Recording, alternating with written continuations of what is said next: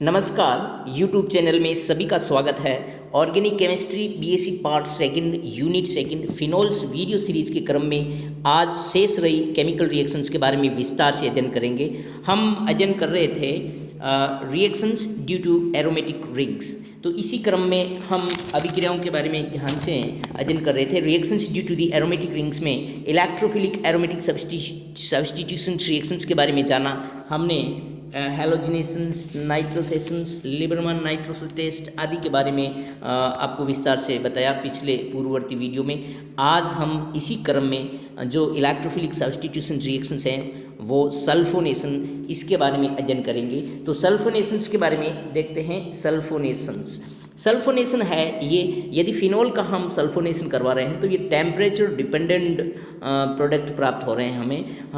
अगर temperature low है तो हमें मुख्य रूप से ऑर्थो प्रोडक्ट प्राप्त होगा, और यदि टेम्परेचर हाई है तो हमें पैरा जो प्रोडक्ट है वो मुख्य उत्पाद के रूप में प्राप्त होता है।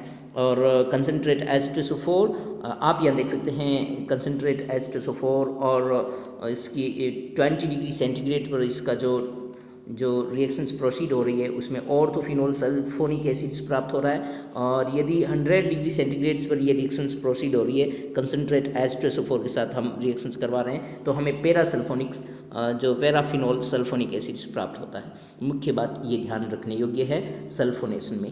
नेक्स्ट इलेक्ट्रोफिलिक सब्स्टिट्यूशन रिएक्शंस के क्रम में नेक्स्ट हमारी रिएक्शंस हैं फ्रीडल क्राफ्ट एल्काइलेशंस और एसाइलेशंस।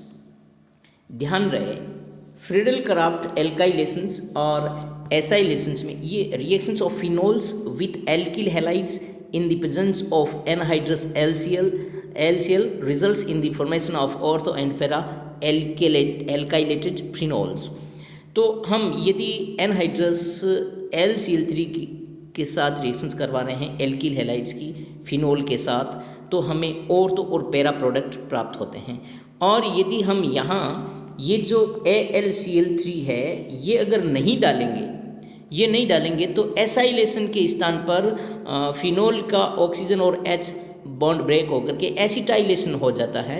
इसीलिए हम यहाँ पर AlCl3 एसाइलेशंस के लिए LCl3 यूज कर रहे हैं, और इस अभिक्रिया को हम फ्रीडल क्राफ्ट एसाइलेशन या एल्काइलेशंस कहते हैं। यदि एल्किल हैलाइड है तो एल्काइलेशन, और एसिटिल क्लोराइड ले रहे हैं तो ये एसाइलेशंस की प्रक्रिया प्रोसीड हो रही है और हमें मिक्सर प्राप्त होता है ऑर्थो एंड पैरा का। यहाँ देख लेते हैं, मैथिल क्लोराइड लिया है LCl3 है तो ऑर्थोक्रिसोल और मेटाक्रिसोल प्रोडक्ट के रूप में प्राप्त हो रहा है। और नेक्स्ट रिएक्शंस हैं कार्बोक्सिलेशन हम कुछ अभिक्रिया विशेष के माध्यम से हम कार्बोक्सिलिक ग्रुप को रिंग में एंटर करवा सकते हैं। प्रथम है कोल्बे रिएक्शंस। कौन सी रिएक्शंस है? कोल्बे रिएक्शंस, या इसको हम कोल्बे श्मिट रिएक्शंस भी कहते हैं। और यहाँ कोल्बे श्मिट रिएक्शंस में आप देख सकते हैं, in the Kolbe reactions CO2 is passed over heated sodium phenolate at 125 degree centigrade under reduced pressure 4 or 7 atmospheric pressures to give the 2-hydroxybenzoate sodium salicylate which upon acidic hydrolysis gives salicylic acids। आप यहाँ देख सकते हैं कि हम carboxylation करवा रहे हैं फिनोल का, यानी बेंजीन रिंग में कार्बोक्सिलिक जो ग्रुप है वो एंटर करवा रहे हैं। तो CO2 को पास कर रहे हैं उच्च ताप और दाब पे। उच्च ताप कितना? 125 डिग्री, और प्रेशर भी कितना? 4 से 7 एटमॉस्फेरिक प्रेशर जितना प्रेशर करते हैं। तो हमें देखिए ये सोडियम सैलिसिलेट जो साल्ट प्राप्त होता है, और इसका एसिडिक हाइड्रोलाइसिस करने पर सैलिसिलिक हमें प्राप्त होता है। और यहाँ भी प्रोडक्ट है वो टेम्परेचर डिपेंडेंट है, और यदि हमने हाई टेम्परेचर को यूज किया है, high temperature mean 240 degree centigrade, तो हमें पैरा जो डेरिवेटिव है वो मोर मेजर अमाउंट में प्राप्त होता है। वो देखिए आप, पैरा हाइड्रोक्सी बेंजोइक एसिड्स हमें देखने को मिल रहा है कोल्बे रिएक्शंस के अंदर। इसकी मैकेनिज्म्स आप समझ सकते हैं। ये जो सोडियम फिनोक्साइड आयन है और CO2 जो लीनियर है, CO2 का अटैक होता है। CO2 में कार्बन जो है वो इलेक्ट्रोफाइल की तरह अटैक करेगा, कार्बन जो सॉरी कार्बन है वो इलेक्ट्रोफाइल की तरह अटैक करेगा। यहाँ पे देखिए ये बॉन्ड ब्रेक हुआ और यहाँ से जो बॉन्ड इस इलेक्ट्रॉन जो बॉन्डेड इलेक्ट्रॉन से पाई बॉन्ड के इलेक्ट्रॉन है वो इस कार्बन पर शिफ्ट हुए और यहाँ पे कार्बन जो कार्बन डाइऑक्साइड का जो कार्बन है वो इलेक्ट्रोफाइल की तरह बिहेव हुआ है, वो यहाँ अटैक करके COONA बनाएगा और H+ के रूप में बाहर निकल करके हमें यहाँ ये प्रोडक्ट के रूप में हमें प्राप्त हो रहे हैं। सोडियम फिनॉक्साइड है और अंततः अम्लीय जल अपघटन से इसका क्या होता है, सैलिसिलिक एसिड प्राप्त होता है। तो ये कॉल्बी रिएक्शंस की मैकेनिज्म है। इसी प्रकार नेक्स्ट राइमर-टिमान अभिक्रिया। राइमर-टिमान अभिक्रिया के अंदर भी क्या है कि हम कार्बोक्सिलिक ग्रुप्स को रिंग में एंटर करवा सकते हैं। कैसे? यदि हम कार्बन टेट्राक्लोराइड लिया और KOH यानी पोटेशियम हाइड्रोक्साइड्स और फिनोल का मिक्सर है, हीट करवाते हैं तो हमें सैलिसिलिक एसिड प्राप्त होता है। और ये सैलिसिलिक एसिड आप देख सकते हैं यहाँ, और इसको हम राइमर-टिमान रिएक्शंस कहते हैं। यहाँ राइमर-टिमान रिएक्शंस में क्लोरोफॉर्म लेते हैं। यदि यहाँ हम यहाँ हमने क्लोरोफॉर्म लिया तो हमें यहाँ एल्डिहाइड ग्रुप एंटर होगा। और अभी यदि हमने यहाँ पे CCl4 कार्बन टेट्राक्लोराइड यूज किया है KOH के साथ और फिनोल के साथ, इस मिक्सचर के साथ हमने यहाँ हीट किया है रिएक्शंस को, तो ये रिएक्शंस हैं वो सैलिसिलिक एसिड्स प्रोडक्ट के रूप में देगी हमें, और 4KCl और H2 जो निकल रहे हैं। इसी प्रकार एक और रिएक्शंस हैं इलेक्ट्रोफिलिक सब्स्टिट्यूशंस रिएक्शंस में, एल्ब्स पर सल्फेट ऑक्सीडेशंस। एल्ब्स पर सल्फेट ऑक्सीडेशंस के बारे में देखिए, ये क्या है, मोनोहाइड्रिक फिनोल से डाइहाइड्रिक फिनोल में कन्वर्ट कर सकते हैं हम bye treatment of alkaline potassium पर सल्फेट। ये एल्केलाइन पोटेशियम पर सल्फेट है और एल्केलाइन का मतलब OH- यानी बेसिक कंडीशंस हैं, फिनोल पे रिएक्शंस करवा रहे हैं। तो ये मुख्यतः पैरा जो प्रोडक्ट है वो देखने को मिल रहा है। तो पैरा जो हाइड्रोक्सी फिनोल है उसको हम क्या बोलते हैं, क्विनोल बोलेंगे। और कुछ इसी संदर्भ में इम्पोर्टेंट नेम रिएक्शंस हैं फिनोल्स जो हमने अध्ययन किया है इस चैप्टर का। इसमें हम कुछ नाम से जो अभिक्रियाएं हैं उन नेम रिएक्शंस को आपको अच्छी तरह से लर्न करना है, याद करना है, क्योंकि डायरेक्ट नेम रिएक्शंस नाम से पूछी जाती है। What is write short note on Fries rearrangement, give the mechanism of Kolbe reactions, Fries rearrangement और अन्य जो भी राइमर-टिमान रिएक्शंस, इनकी जो मैकेनिज्म है वो पूछ सकते हैं। तो शुरू करते हैं फ्रीज रीअरेंजमेंट। फ्रीज रीअरेंजमेंट में क्या होता है कि ये जो फ्रीज रीअरेंजमेंट है, when ester of phenols are heated with anhydrous LCl3, the acyl groups migrate from phenolic oxygens to the ortho positions or para positions of the ring, yielding a mixture of hydroxyketones. It is called freeze rearrangement. Fries rearrangement में ये ester of phenol है, ये phenol का कोई ester है, anhydrous LCl3 की उपस्थिति में हम इसको गर्म करते हैं तो ये जो एसिटिल ग्रुप का माइग्रेशन है COCH3 का, इसका माइग्रेशन या तो ऑर्थो पोजीशन पे होगा या पैरा पोजीशन पर होकर के हमें एरोमेटिक कीटोन्स प्राप्त होता है। देखिए ये ऑर्थो हाइड्रोक्सी एसिटोफिनोन है और ये पैरा हाइड्रोक्सी एसिटोफिनोन है। तो इस रिएक्शंस को हम फ्रीज रीअरेंजमेंट कहते हैं। ये रीअरेंजमेंट भी जो टेम्परेचर डिपेंडेंट प्रोडक्ट देखने को मिल रहे हैं यहाँ पे, हाई टेम्परेचर पर हमें ऑर्थो पोजीशंस वाला जो यील्ड है वो मोर मेजर अमाउंट में मिलेगी और लो टेम्परेचर पर ये पैरा जो डेरिवेटिव है वो अधिक मात्रा में देखने को मिलेगा। तो ये फ्रीज रीअरेंजमेंट की जो मैकेनिज्म है वो दो प्रकार की मैकेनिज्म है। एक तो 2 स्टेप में संपन्न होने वाली मैकेनिज्म्स जो कि यहाँ देख सकते हैं आप, इंटरमोलिकुलर मैकेनिज्म्स के नाम से हैं।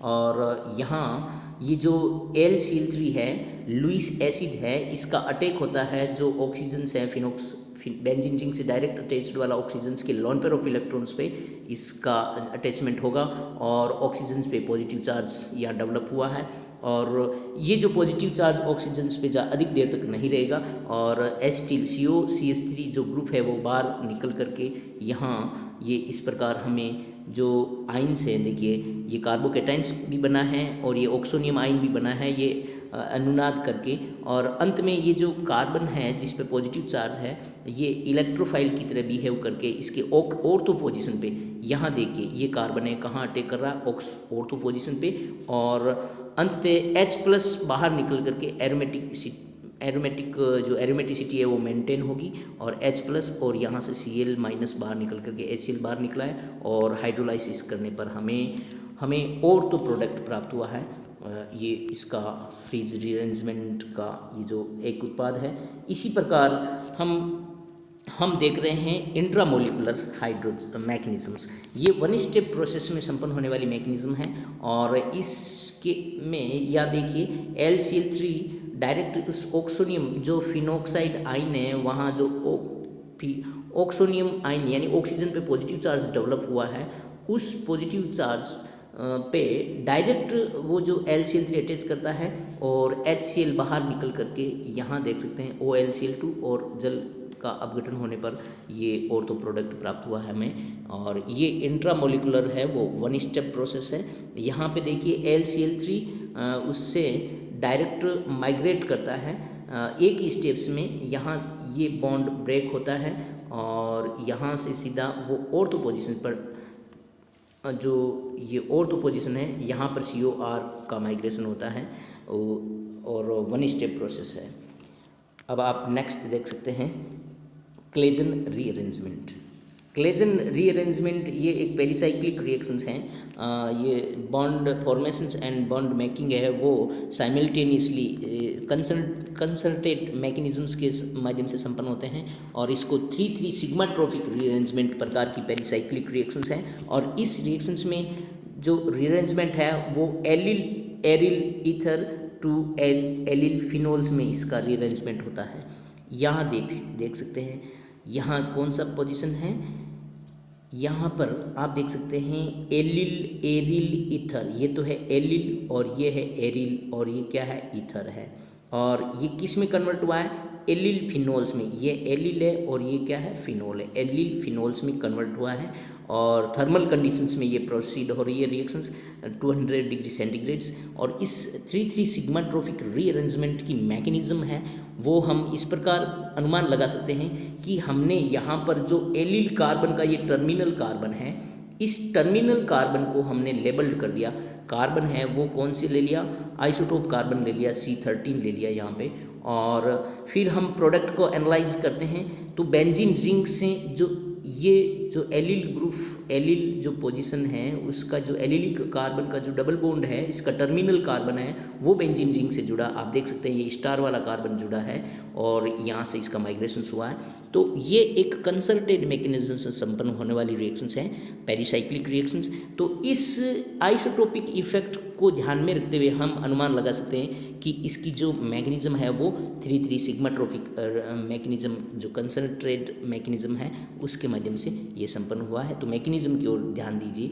ये यहाँ ये जो एरिल एलिल फिनोल है, और इसमें यहाँ जो एलिलिक जो पोजीशन का पाई इलेक्ट्रॉन्स है वो यहाँ इस बेंजीन रिंग के जो पाई इलेक्ट्रॉन्स के और तो पोजीशन वाले कार्बन की ओर अट्रैक्ट होंगे, इस पाई इलेक्ट्रॉन्स के कार्बन। और यहाँ देख सकते हैं यहाँ ये बॉन्ड का ब्रेक हुआ। एक बार पुनः देखिए, ये इसको 3,3 सिग्माट्रोपिक रीअरेंजमेंट क्यों कहते हैं, क्योंकि यहाँ पर ये शिफ्ट हुआ है। ये बॉन्ड देखिए कौन सा बॉन्ड, यहाँ ये बॉन्ड है, ये बॉन्ड ब्रेक हुआ है। यहाँ से नंबर 1, ये 2 नंबर और ये 3 नंबर। यहाँ देखिए ये 1, ये 2 नंबर और 3 नंबर, यानी 3 नंबर से 3 नंबर एटम्स का ये जो बॉन्ड है फॉर्मेशन हुआ है, और 1,1 पे ये बॉन्ड का क्या हुआ, ब्रेक हुआ है। और ये इलेक्ट्रॉन्स की शिफ्टिंग की वजह से हुआ है, और इसी को हम क्या कहते हैं, पेरिसाइक्लिक रिएक्शंस है। ये एक टाइप्स है पेरिसाइक्लिक रिएक्शंस का, 3,3 सिग्माट्रोपिक रीअरेंजमेंट। और ये एक 6 मेंबर्ड ट्रांजिशन स्टेट में 6 मेंबर्ड साइक्लिक ट्रांजिशन स्टेट बन रही है, जो कि एक स्टेबल ट्रांजिशन स्टेट है, और जो कि 6 मेंबर्ड ट्रांजिशन स्टेट बनना अधिक प्रेफर करती है। इसीलिए यहाँ पर और तो पोजीशन पर ये टर्मिनल वाला एलिलिक टर्मिनल वाला कार्बन यहाँ अटैच हो जाएगा, और ये बॉन्ड है अंततः ये टूट जाएगा, और हमें फाइनली ये जो H+ के रूप में बाहर निकल करके हमें जो एरोमेटिक H+ क्यों निकलता बाहर, क्योंकि एरोमेटिक रिंग करंट बनना ज़रूरी है बेंजीन का। अब ये एरोमेटिसिटी यहाँ मेंटेन नहीं है, तो H+ निकलते ही यहाँ पे एरोमेटिसिटी मेंटेन हो जाएगी। और आप देख सकते हैं यहाँ पे इस 3,3 सिग्माट्रोपिक रीअरेंजमेंट को।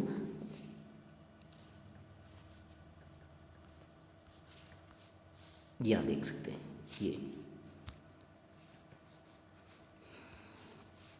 ये है 3,3 सिग्माट्रोपिक रीअरेंजमेंट। अब आप नेक्स्ट जो रिएक्शंस हैं वो है Gattermann reactions. Gattermann aldehyde synthesis. हमें यदि एल्डिहाइड का सिंथेसिस करना हो तो हम कौन सी रिएक्शंस काम कर लेते हैं इसमें, और इसमें किसका मिक्सर है, हाइड्रोजन HCN और HCl और फिनोल के मिक्सर्स को हम यदि एनहाइड्रस LCl3 की उपस्थिति में हम यदि रिएक्शंस करवा रहे हैं तो हमें पैरा प्रोडक्ट है वो मुख्यतः मिलता है। और the treatment of phenol with a mixture of hydrogen cyanide and hydrogen chloride in presence of aluminium chlorides followed by hydrolysis of intermediate para-hydroxybenzaldehydes affords para-hydroxybenzaldehydes। तो ये रिएक्शंस है वो क्या कहलाती है, गाटरमान एल्डिहाइड सिंथेसिस। यहाँ HCN और HCl और फिनोल का मिक्सर है, इसको LCl3 के साथ हम अभिक्रिया करवा रहे हैं तो हमें एक मध्यवर्ती एल्डिमीन जो है वो प्राप्त होती है, और उसके बाद इसका हाइड्रोलाइसिस करवाते हैं तो हमें पैराहाइड्रोक्सी बेंजल्डिहाइड प्राप्त होता है। ये है गाटरमान रिएक्शंस। इसकी क्रियाविधि इस तरह है। यहाँ सर्वप्रथम आप देख सकते हैं HCl और HCN क्रिया करके इमीनियम आयन का निर्माण होता है। इमीनियम आयन इलेक्ट्रोफाइल की तरह बिहेव करता है। ये इमीनियम आयन बना और ये इमीनियम आयन इलेक्ट्रोफाइल की तरह बिहेव करेगा और ये पैरा पोजीशन पर टेक करता है। ये जो गाटरमान एल्डिहाइड जो है वो पैरा जो प्रोडक्ट है वो मुख्यतः पैरा प्रोडक्ट बनाने के लिए हम इसका यूज करते हैं। और यहाँ जो एल्डिमीन बनी है मध्यवर्ती के रूप में, ये अनुनाद करके अंततः इसका हाइड्रोलाइसिस होता है और इस कार्बन पर जल का अणु अटैक हुआ और NH यहाँ H प्लस प्रोटोनेट होकर के NH2 किस में कन्वर्ट हो गया, NH3 में, और ये NH3 अमोनिया गैस बाहर निकली और अंततः यहाँ देख सकते हैं एक ऑक्सीजन पे क्या हुआ, पॉजिटिव चार्ज क्यों हुआ, क्योंकि इसके लोन पेयर ऑफ इलेक्ट्रॉन इधर मूव हुए तो ऑक्सीजन पे पॉजिटिव चार्ज अधिक देर तक नहीं रुकेगा और अंततः ये H प्लस से जो अपने इलेक्ट्रॉन्स हैं वो लेकर के बॉन्डेड इलेक्ट्रॉन H को H प्लस के रूप में रिमूव कर देगा और एल्डिहाइड का फॉर्मेशन होगा। इसी प्रकार पैराहाइड्रोक्सी बेंजल्डिहाइड का निर्माण हुआ है गाटरमान एल्डिहाइड सिंथेसिस में। नेक्स्ट रिएक्शंस हैं होबेनहोस रिएक्शंस। होबेनहोस रिएक्शंस में आप देखिए गाटरमान और होबेनहोस में कुछ ज़्यादा डिफरेंस नहीं। यहाँ हम मेथिल साइनाइड ले रहे हैं, क्या ले रहे हैं, मेथिल साइनाइड, और ZnCl2 की उपस्थिति में ईथर और टेम्परेचर लो है, टेम्परेचर का कंडीशन -10 डिग्री से 0 डिग्री सेंटीग्रेड है और HCl के साथ रिएक्शंस करवा रहे हैं तो हमें ये मोनोहाइड्रिक एल्कोहल्स फिनोल्स के परिप्रेक्ष्य में इतनी जो फ्रूटफुल या लाभदायक नहीं है जितनी पॉलीहाइड्रिक या डाईहाइड्रिक या ट्राईहाइड्रिक फिनोल्स के केसेस में। तो आप यहाँ देख सकते हैं होबेनहोस रिएक्शंस जहाँ मेथिल साइनाइड और ZnCl2 की अभिक्रिया करवा रहे हैं पॉलीहाइड्रिक फिनोल्स की, तो हमें ये 2,4,6 ट्राईहाइड्रोक्सी एसिटोफिनोल यानी कि कीटोन प्राप्त हो रहा है एरोमेटिक। और नेक्स्ट रिएक्शंस हैं लेडरे-मेनासे रिएक्शंस। लेडरे-मेनासे रिएक्शंस, इस रिएक्शंस का उपयोग हम बहुलक का जो निर्माण है, बहुलक जहाँ पॉलीमराइजेशंस की प्रोसेस में हम नोवोलेक और बेकेलाइट निर्माण करते हैं उसमें लेडरे-मेनासे रिएक्शंस का उपयोग बखूबी होता है। और लेडरे-मेनासे से जो प्राप्त ऑर्थो उत्पाद है उसके पॉलीमराइजेशन से नोवोलेक बनता है और ऑर्थो और पैरा जो प्रोडक्ट हैं इनके दोनों के पॉलीमराइजेशन से बेकेलाइट का फॉर्मेशन होता है। आइए देखते हैं ये लेडरे-मेनासे रिएक्शंस क्या है। लेडरे-मेनासे रिएक्शंस में आप देख सकते हैं condensations of phenols with formaldehyde in the presence of dilute acids और alkali to give para-hydroxybenzyl alcohol as main product along the small amount of ortho-hydroxybenzyl alcohol is known as लेडरे-मेनासे reactions।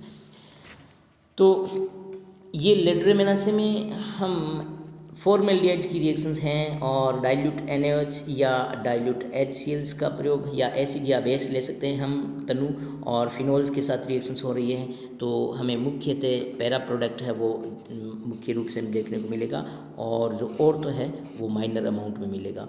और यदि इस ortho जो product है इसी का ही polymerisation हो रहा है, तो हमें नोवोलेक प्रोडक्ट मिलेगा, नोवोलेक बहुलक या नोवोलेक पॉलीमर मिलेगा। और ये पैरा और ऑर्थो दोनों के जो सम्मिलित रूप से जो इनका पॉलीमराइजेशन हो रहा है इन दोनों का मोनोमर यूनिट के रूप में, तो हम क्या कर रहेंगे, हमें बेकेलाइट प्राप्त होगा। और इसकी जो मैकेनिज़्म है दो प्रकार से हैं, बेस कैटलाइज्ड भी है यदि NaOH लिया है, और यदि HCl का में लिया है तो एसिड कैटलाइज्ड भी इसकी मैकेनिज़्म है। तो दोनों प्रकार की मैकेनिज़्म का यहाँ अध्ययन करेंगे। बेस कैटलाइज्ड मैकेनिज़म्स में आप जान सकते हैं कि यहाँ पे फिनोल अम्लीय है तो H+ बेस की उपस्थिति में जल का अणु बाहर निकल जाएगा और फिनोक्साइड आयन प्राप्त होगा। और ये फिनोक्साइड आयन है, इसका ऑक्सीजन के अंदर नेगेटिव चार्ज है, वो अंदर रिंग करंट में पार्टिसिपेट करेगा, यहाँ माइनस का चार्ज होगा। और इस माइनस के चार्ज पे यहाँ देखिए आप S फॉर्मेल्डिहाइड है और यहाँ ऑक्सीजन इधर पाई इलेक्ट्रॉन इधर मूव करेंगे तो ये डेल्टा नेगेटिव और ये डेल्टा पॉजिटिव, और ये डेल्टा पॉजिटिव अब इलेक्ट्रोफाइल की तरह बिहेव करेगा और ऑर्थो पोजीशन पे अटैक होगा। यहाँ पे देखिए इसका ऑर्थो पे अटैक हुआ है और H+ के रूप में बाहर निकल करके इसका जल अपघटन हुआ और हमें ये जो ऑर्थो प्रोडक्ट प्राप्त हुआ है। और इसी प्रकार एसिड कैटलाइज्ड मैकेनिज्म्स देख सकते हैं, ये फॉर्मेल्डिहाइड है, H+ एसिड में H+ होता है और यहाँ सर्वप्रथम ये देखो कार्बोकेटाइंस प्राप्त हुआ और इस कार्बोकेटाइंस ये जो है वो इलेक्ट्रोफाइल की तरह बिहेव करेगा और यहाँ इलेक्ट्रोफाइल की तरह बिहेव हुआ है और फिनोल के lone pair of electrons rings की ओर मूव करेंगे और ये पाई बॉन्ड के इलेक्ट्रॉन्स यहाँ मूव करेंगे, तो यहाँ इलेक्ट्रॉन्स की अधिकता होगी और इस कार्बोकेटाइंस का अटैक इस पे इलेक्ट्रोफाइल की तरह होगा और इस प्रकार हमें ये एसिड कैटलाइज्ड मैकेनिज्म्स में हमें देखने को मिलेगा ये प्रोडक्ट। ये तो हुई अपनी इस नेम रिएक्शंस की और फिनोल्स की कुछ केमिकल रिएक्शंस, कुछ इंपॉर्टेंट नेम रिएक्शंस के बारे में हमने इस वीडियो के माध्यम से समझाने का प्रयास किया। आप अधिक से अधिक वीडियो को शेयर करें, चैनल को सब्सक्राइब करें। आज के लिए इतना ही, धन्यवाद।